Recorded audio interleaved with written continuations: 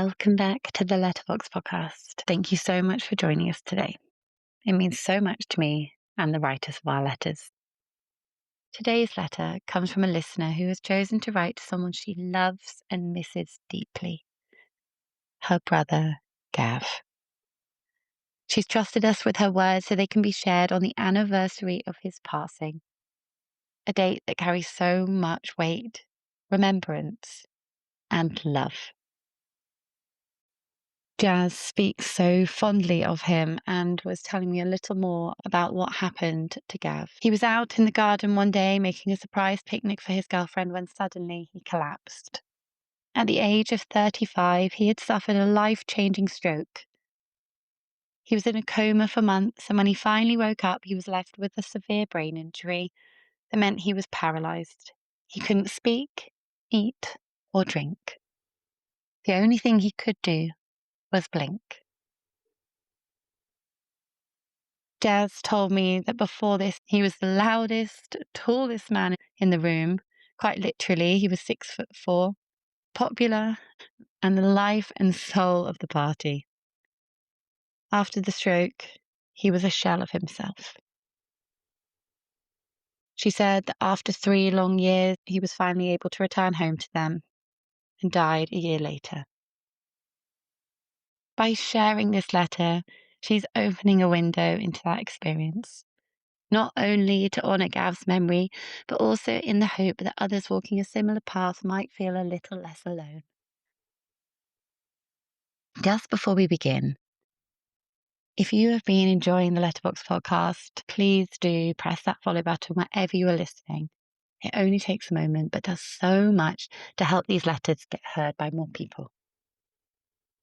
And now, here it is, on the anniversary of his passing, Jazz's letter to her brother. Dear Gav, there isn't a day that goes by when I don't wish things had been different. I wish I could ask you to come home. I wish I could hug you one more time, hear your laugh echo through a room, hear your voice saying my name and tell you how much I love you. Most of all, I wish I could hear you say it back. I miss you in ways I never knew it was possible to miss someone.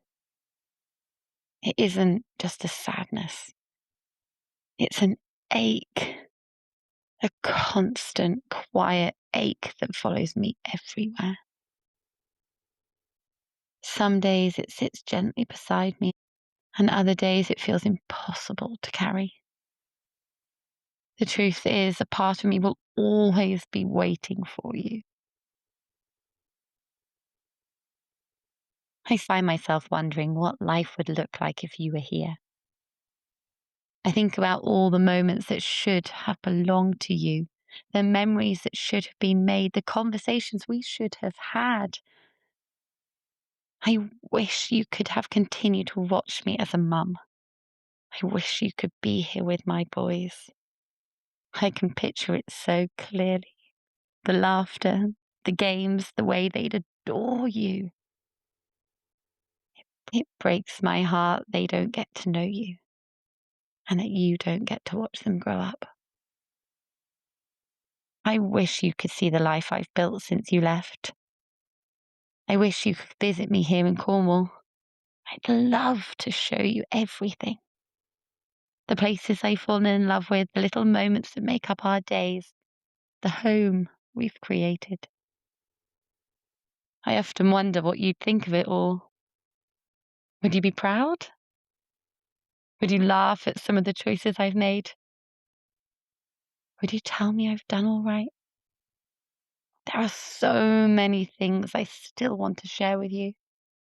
Losing you didn't just change one part of life. It changed everything. There is a version of my life that existed before you died, and a version that came after. Nothing has ever been quite the same. The world kept turning, but mine stopped for a while. And although I've learned how to keep going, I've never learned how to stop missing you.